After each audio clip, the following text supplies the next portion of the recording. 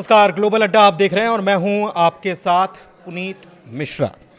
मिल्लत Iran उस शख्स या ताकत को मुश्त मुहकम मारेगी जो हम पर लालच करे, हमला करने की कोशिश करे या हमें परेशान या तंग करने की कोशिश करे। ये किसने कहा? ये कहा है ईरान के supreme leader Ayatollah Ali Khamenei साहब ने। कब कहा है? आज कहा है। आज का अपडेट आपको हम बता रहे हैं। क्यों कहा है, इसी पर बात करने वाले हैं। मेरे साथ मेरे सहयोगी आनंद प्रजापति भी मौजूद हैं। उनसे हर मुद्दे पर तफसील से चर्चा करने वाले हैं, बातचीत करने वाले हैं। इसमें क्या क्या होने वाला है? इसमें यह होने वाला है कि यमन के बैठे हूथी रिबल्स जो हैं, उन्होंने कैसे टारगेटिंग कर दी है, किसको धमकाया है और वो क्या कह रहे हैं, उसकी बात करेंगे। ईरान के प्रॉक्सीज या ईरान समर्थित मिलिशिया जो इराक में है, उन्होंने कैसे अपनी पोजीशनिंग चेंज कर दी है।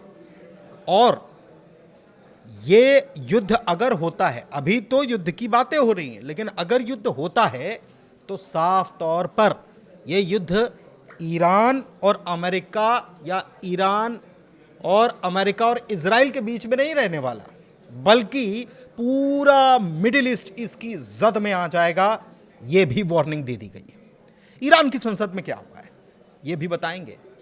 तो सबसे पहले शुरुआत करते हैं हूथी रिबल्स की तरफ से जो चेतावनी दी गई है अब्राहम लिंकन को लेकर, उसी की बात करेंगे। आनंद के पास चलते हैं। आनंद बताइए। बिल्कुल, देखिए, लगातार अमेरिका और ईरान के बीच जो है तनाव लगातार हर दिन पर दिन बढ़ता ही जा रहा है और यही कारण है कि जो अब ईरान के जो प्रॉक्सी हैं वो एक्टिव होने लगे हैं।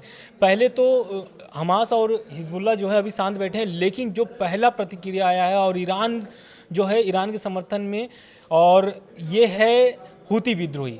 क्योंकि आपको भी पता है कि लाल सागर में यानी कि यमन में ये हैं जो पूरी तरीके से तैयार हैं और एक तरीके से ये व्यापार को पूरी तरीके से क्षतिग्रस्त करते हैं। मतलब एक तरीके से वहाँ पर व्यापार को बाधित करते हैं, क्योंकि जो भी अंतर्राष्ट्रीय व्यापार होते हैं वो लाल सागर से होके होते हैं। लेकिन अब जो ये हूती विद्रोहियों का धमकी आया है, ये सीधे सीधे अमेरिका को धमकी आई है, क्योंकि जो यूएसएस अब्राहम लिंकन एयरक्राफ्ट जो तैनात किया गया है ईरान के पास में, हालांकि अब तो पीछे हटने लगे हैं, अब अरेबियन सागर की ओर वो लोग रुक कर गए हैं। मतलब जहां पर ये पहले तैनात थे वहां से अब पीछे हट गए हैं। लेकिन अब इसके बावजूद हूती विद्रोहियों ने ये साफ बोल दिया है कि अगर ईरान पर हमला होता है तो इसका मुंहतोड़ जवाब दिया जाएगा अमेरिका को, और इसमें हथियार किसका यूज होगा ये सबसे बड़ी बात है। तो हूती विद्रोहियों ने साफ बोल दिया है कि रूसी मिसाइलों से अब्राहम लिंकन जो एयरक्राफ्ट है अमेरिका का, उससे नष्ट किया जाएगा, रूसी मिसाइलों से अटैक करके। तो ये सबसे बड़ा जो मतलब धमकी है, क्योंकि इस तरीके की धमकी तो अभी तक ईरान की तरफ से भी नहीं आया। ईरान ने बस खाली ये बोला है कि अगर अटैक होगा तो उसका मुंहतोड़ जवाब दिया जाएगा। लेकिन उनके जो प्रॉक्सी हैं इतने बढ़ चढ़ करके अगर धमकी दे रहे हैं तो इसका ये मायने साफ नजर आ रहा है, क्योंकि अब ईरान जो है धीरे धीरे अपना ताकत दिखाना शुरू कर दिया है। क्योंकि आप अगर देखेंगे तो आज 1 फरवरी है, आज से सैन्य अभ्यास जो है कि उनका शुरू हो चुका है और हुर्मुज जो जगह है वहाँ पर ये लोग ईरान जो है अपना लाइव नौसैनिक अभ्यास शुरू किया है। और इसकी घोषणा कल ही कर दी गई थी। आयतुल्लाह अली खामनेई जो हैं वो जब कल गए थे खुमैनी साहब के कब्र पर फातिया वहाँ पे पढ़ा, तो उसी दौरान ये सारी चीज़ें निकल के सामने आई। लेकिन अब हूती विद्रोहियों से इजराइल की और टेंशन बढ़ गई है, क्योंकि जिस तरीके से हूती विद्रोहियों ने धमकाया है अमेरिका को सीधे सीधे, तो कहीं ना कहीं टेंशन में इजराइल आ गया। क्योंकि आपको भी पता होगा कि इजराइल और हूतियों का किस तरीके का संघर्ष अभी तक भर में चला है। क्योंकि आपको भी पता है जिस तरीके से गाजा में हमला कर रहा था इजराइल, तो उसका जवाब मुंहतोड़ जवाब भी दे रहा था हूती विद्रोही। लेकिन इसमें एक और पेच फंसा हुआ है, क्योंकि जिस तरीके से कल हम लोगों ने खबर बताया कि सऊदी अरब जो है वो एक सीक्रेट मीटिंग करते हैं, जो सऊदी अरब के जो मंत्री हैं वो सीक्रेट मीटिंग करते हैं व्हाइट हाउस में, और उसका एक तरीके से खुलासा होता है। तो इसमें हूती और सऊदी का भी आपको पता है कि किस तरीके का उनके बीच भी युद्ध का इतिहास है।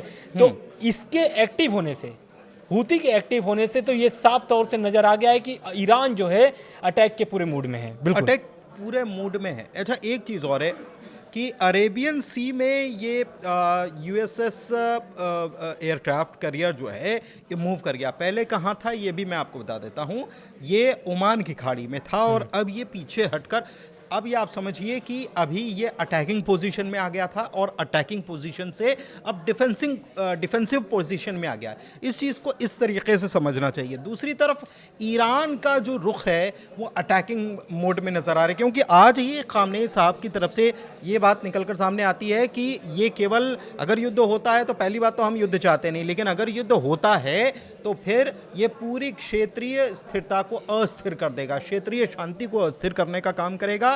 दूसरी तरफ पोजीशनिंग कैसे चेंज होती है इस बात को समझिए कि एक तरफ आनंद हमको बता रहे थे कि हुती रेबल्स जो हैं उन्होंने कह दिया है कि हम अब्राहम लिंकन को टारगेट करेंगे रूसी मिसाइलों से। इसके अलावा जानकारी एक और आ रही है, वो ये है कि इराक में मौजूद ईरान के मिलिशिया जो हैं उन्होंने भी अपनी तैनाती और तैयारी दिखा दी है। वो क्या तैयारी दिखा रहे हैं वो मैं आपको बताऊंगा, उस पर आनंद से बात करेंगे। लेकिन एक अपडेट और आ रहा है और वो मैं आपको बीच में बता देता हूं।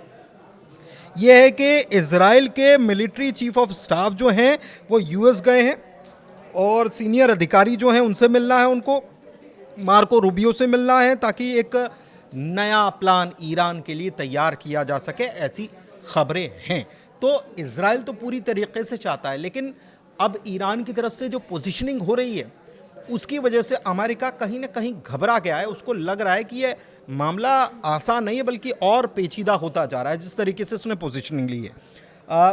इराक का क्या सीन है और सिनेरियो है, वहाँ से क्या खबर आ रही है, बताएंगे आनंद। बिल्कुल, देखिए जैसा मैंने अभी बोला कि प्रॉक्सी धीरे धीरे अब एक्टिव शुरू हो गए हैं, क्योंकि ईरान की जो प्रॉक्सी है वो मिडिल ईस्ट में फैले हुए हैं। जैसा कि अभी आपने बताया कि इराक में जो ईरान के समर्थक हैं वो अब उन्होंने साफ बोल दिया है कि अगर ईरान पर हमला होगा तो इराक से भी मिसाइलें दागी जाएंगी। और किसके ऊपर दागी जाएंगी? जो अटैक करेगा। अटैक कौन करने वाला है? अमेरिका और इजराइल, क्योंकि अमेरिका अगर अटैक करेगा तो साथ में पीछे पीछे दौड़े आएगा इजराइल, क्योंकि इजराइल क्या चाहता है? इजराइल ही है जो अमेरिका को उस्का रहा है कि भाई अब हमला करो, अब हमला करो।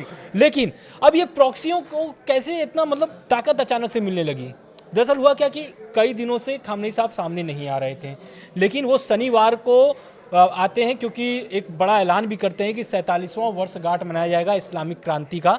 ईरान में जो इस्लामिक क्रांति हुई थी 1979 में, उसको लेकर के उन्होंने एक जश्न का ऐलान किया है। इतने फजीयतों के बाद भी जश्न का ऐलान कर दिए खामनेई साहब। ये अपने आप में बहुत ही मतलब, क्योंकि बहुत धैर्यवान आदमी है वो, टेंशन बहुत सारे हैं, लेकिन वो उस इस्लाम क्रांति जो हुआ था वो इसको याद करते हैं, क्योंकि उस समय भी वो थे और अभी भी हैं, तो वो जानते हैं कि किस तरीके से ईरान को आज़ादी मिली थी। सबसे बड़ी बात ये है कि एक मैसेज भी तो पहुंचाना है कि ऐसा नहीं है कि आप हमको थ्रेटन कर रहे हैं, धमकी दे रहे हैं, धमकियों से काम नहीं चलने वाला। अच्छा, इराक से जुड़ी हुई जो मिलिशिया की खबर है वो थोड़ा सा और मैं बता देता हूँ। वहाँ पर सराया अवलिया अल दाम, जिसको SAD शॉर्ट में कहा जाता है, इन्होंने एक वीडियो जारी किया और वीडियो जारी करके अपनी जो ज़मीन के अंदर छुपी हुई मिसाइलें हैं, सुरंगों में छुपी हुई मिसाइलें हैं, वो उन्होंने दिखाने का काम किया कि हमारे पास भी हथियार हैं और इस लेवल के हथियार हैं, तो आप हमको छोटा मोटा मत समझिएगा। बिल्कुल, उन्होंने संकेत भी दे दिया है कि अगर आप ईरान पर हमला करते हैं तो ये वीडियो एक बार आप जरूर देख लीजिए, क्योंकि हम लोग भी कमज़ोर नहीं है, इराक ईरान के साथ है। दूसरी बात, खामनेई साहब ये जो प्रॉक्सी धीरे धीरे जो एक्टिव हो रहे हैं, क्यों हो रहे हैं? क्योंकि जो शनिवार से मतलब एक तरीके से लगातार खामनेई साहब का बयान आ रहा है। आज जो खामनेई साहब ने बयान दिया है वो बहुत ही महत्वपूर्ण है ईरान के लिए भी, और खास करके जो ये अमेरिका और ईरान के बीच तनाव हो रहा है उसके लिए भी बहुत महत्वपूर्ण है, क्योंकि खामनेई साहब ने साफ बोल दिया है कि अगर युद्ध होता है, पहले तो ईरान युद्ध नहीं चाहता है, बातचीत के लिए तैयार है, लेकिन अगर युद्ध होगा तो पूरी मिडिल ईस्ट में ये युद्ध फैलेगा, लेकिन ताकत भी तो दिखाई है। बिल्कुल, ताकत भी तो दिखाई है कि वो ईरान की तरफ से क्या हुआ है आज, ये भी तो बताइए। देखिए, ईरान की तरफ से यही हुआ है कि अगर खामनेई साहब बोल दिए हैं कि जैसे खामनेई साहब का भी बयान आ गया है कि पूरे मिडिल ईस्ट में फैलेगा, तो उसमें सऊदी भी आएंगे रडार में, कतर भी आएंगे, यूएई भी आएंगे, ये सारे देश जो है कि ये जद में आ जाएंगे क्योंकि इनके यहाँ पर है अमेरिका का एयरबेस। तो उन्होंने साफ बोल दिया है। साथ में खामनेई साहब का एक और बयान आता है और वो साफ साफ बोल दिए हैं कि अमेरिका जो करना चाहता है, जिस तरीके से दबाव बनाना चाहता है या फिर ईरान की जनता को भटकाना चाहता है, उसमें हम कामयाब अमेरिका को नहीं होने देंगे। बिल्कुल, जिसका बयान मैं आपको बता रहा था। एक चीज़ और है कि होली डिफेंस वीक चल रहा है, जिसका जिक्र आनंद कर रहे थे कि ईरान में इस्लामिक क्रांति की 47वीं वर्षगांठ है। तो ईरान ने आज कुछ प्रदर्शन किया, मतलब ताकत जो दिखाई जाती है ना, वैसे ही ताकत दिखाई। क्या क्या दिखाया? कामिकाज़े ड्रोन्स का प्रदर्शन ईरान ने किया है।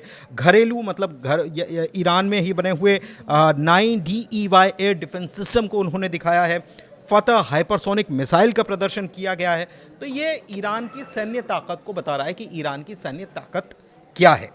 अमेरिका की धमकियों पर प्रतिक्रिया लगातार दी जा रही है, लेकिन इस बीच डोनाल्ड ट्रंप जो है वो अब पहले जो अटैकिंग मोड में थे कि हमको इस्तेमाल न करना पड़े, हम वहाँ पहुँच गए हैं, ऐसा हो गया है। वो सारी चीज़ें अब अमेरिकी प्रेसिडेंट डोनाल्ड ट्रंप की तरफ से निकलकर सामने जो आ रही हैं, वो कुछ अब उनका टोन चेंज हो गया है। उनका टोन जो चेंज हुआ है वो क्या कह रहा है, ये इसकी बात करते हैं, आनंद से समझते हैं क्या टोन चेंज हुआ है। बिल्कुल, देखिए वो पहले तो धमका रहे थे, लेकिन अब वो चाहते हैं कि बातचीत, क्योंकि जिस तरीके से धमकाने के साथ साथ उन्होंने प्रतिक्रिया दी जमीनी स्तर पर, यूएसएस अब्राहम लिंकन भेजना, साथ में दबाव बढ़ाना, तो उसके बाद से ये जो बयान है बहुत ही नरमी तरीके से, क्योंकि खामनेई साहब का जिस तरीके से अब लगातार 2 दिन से बयान आ रहा है, उसके बाद ट्रंप क्या करें, ट्रंप करें कि ईरान के साथ बातचीत जारी है।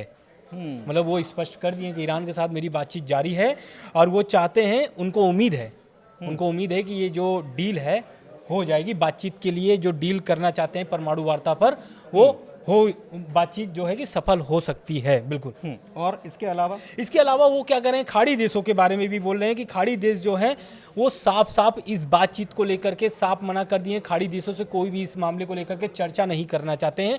जो भी चर्चा होगी वो अमेरिका और ईरान के बीच, ईरान भी यही चाहता था कि कोई भी मध्यस्थता नहीं होगी, सीधे बातचीत होगी तो अमेरिका और ईरान के बीच होगी। बिल्कुल। अच्छा, इसमें कुछ और चीज़ें निकलकर सामने आ रही हैं, कुछ और अपडेट्स जो हैं वो मैं आपको बता देता हूं।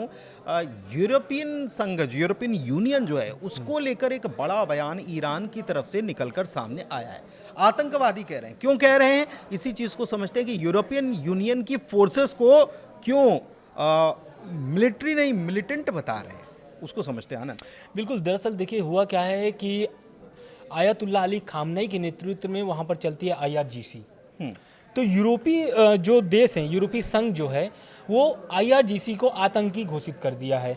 इसको लेकर के खामनेई साहब का बहुत ही मतलब कड़ा प्रतिक्रिया है और उन्होंने साफ बोल दिया है कि जो यूरोपीय संघ के इस तरीके के जो उनके फोर्सेस हैं वो भी आतंकी संगठन है, क्योंकि वो कह दिए हैं कि जब मेरे फोर्सेस जो हैं मेरे देश के लिए काम करते हैं, मेरे मतलब अपने देश के हितों के लिए काम करते हैं, जैसे आपके देशों के हितों के लिए काम करते हैं जो सेना, तो आप अगर आतंकी घोषित कर सकते हैं तो मैं क्यों नहीं।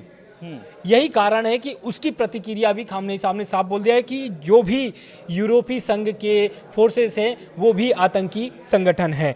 हाँ, बिल्कुल। तो ये देखिए, आतंकी संगठन को लेकर एक चीज़ निकलकर सामने है।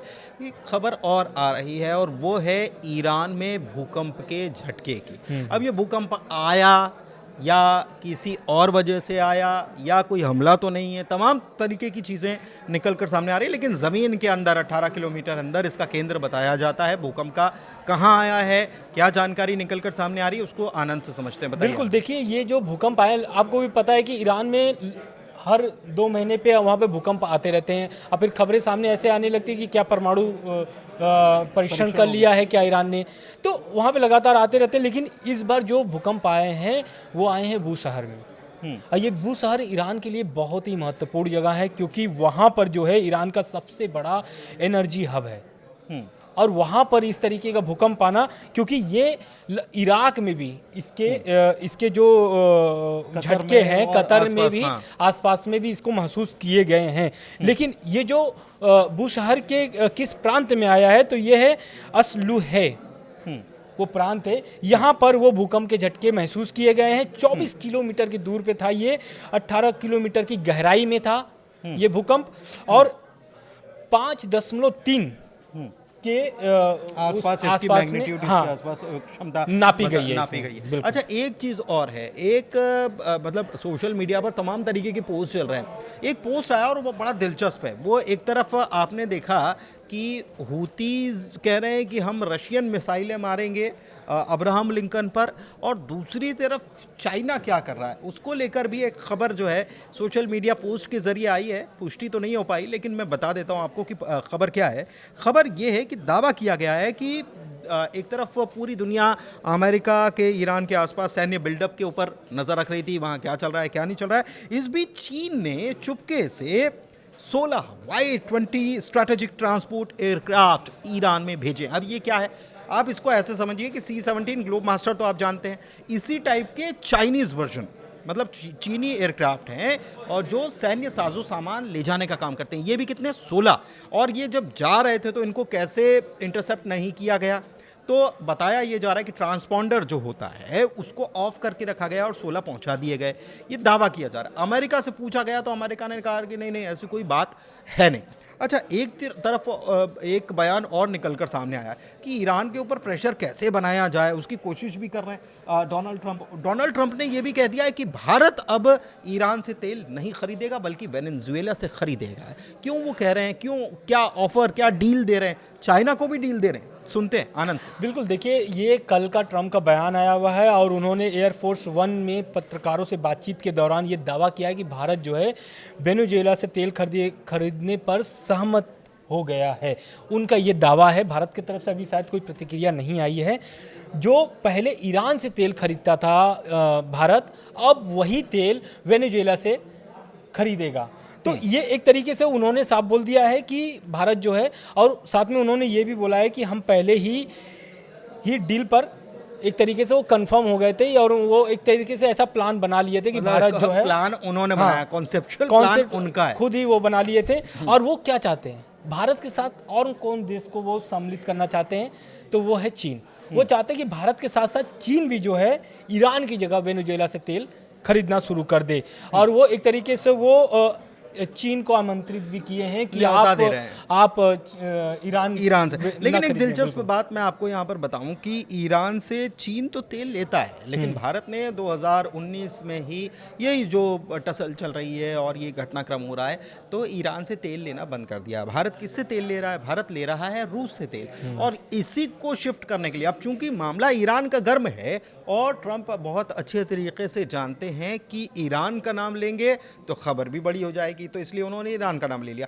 दरअसल मामला यह है कि अभी यूक्रेन और रूस के बीच में कुछ बातचीत जो है वो पटरी पर बैठती नजर आ रही, तो वो नहीं चाहते कि रूस का नाम लेकर इसमें मामले में और आग में घी डालने का काम करें, इसलिए उन्होंने यहाँ पर ईरान का नाम ले लिया। बल्कि ईरान से चाइना तो तेल लेता ही है, लेकिन ज़्यादा तेल जो है वो रूस से भी लिया जाता है और भारत भी रूस से ही तेल ले रहा है। और अभी ऐसा लग रहा है कि जिस तरीके से ट्रंप कह रहे हैं, उनका ये बयान, इस बात को समझिए आप कि वेनेजुएला के एक्टिंग प्रेसिडेंट वे अपने आप को बता देते हैं वेनेजुएला एक अलग कंट्री, अलग देश है, तो उससे वो डील करवाने के लिए इतने उत्साहित क्यों हैं? ये बयान उनका थोड़ा सा समझ से परे है, लेकिन भारत की तरफ से इस पर कोई प्रतिक्रिया अभी निकलकर सामने नहीं आई है। कुल मिलाकर चर्चा को यहीं समाप्त करते हैं। वीडियो थोड़ा सा लंबा ज़रूर हुआ, लेकिन जानकारी बहुत सारियां थी तो देना भी ज़रूरी था। कैसा लगा वीडियो ज़रूर बताइए। ग्लोबल अड्डा को प्यार देते रहिए। वीडियो को आखिर तक देखने के लिए बहुत शुक्रिया। धन्यवाद।